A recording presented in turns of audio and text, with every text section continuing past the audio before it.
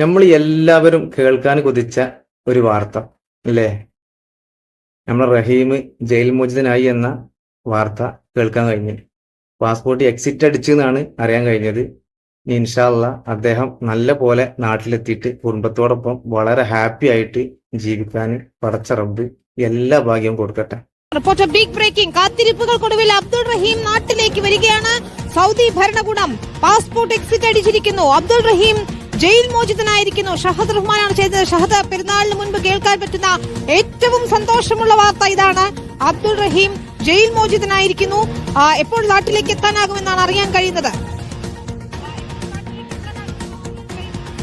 വിനീത, 20 വർഷം നീണ്ട കാത്തിരിപ്പ്, ആ കാത്തിരിപ്പിനൊടുവിൽ ഈ പെരുന്നാളിന് ഒരു ദിവസം മാത്രം അവശേഷിക്കെ ഇപ്പോൾ ഇതാ റഹീം ജയിൽ മോചിതനാകുന്നു എന്ന ഏറ്റവും സന്തോഷകരമായിട്ടുള്ള വാർത്തയാണ് ഈ ഘട്ടത്തിൽ പുറത്തു വരുന്നത്.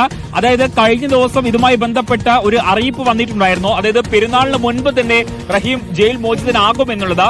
പക്ഷേ നിർഭാഗ്യവശാൽ പല കാരണങ്ങളാൽ അത് നീണ്ടുപോയി. പക്ഷേ ഇപ്പോഴും അത് അസ്തമിച്ചിട്ടില്ല ആ പ്രതീക്ഷ എന്നുള്ള വലിയൊരു പ്രതീക്ഷയിലായിരുന്നു ആ കുടുംബം നിന്നിട്ടുണ്ടായിരുന്നത്.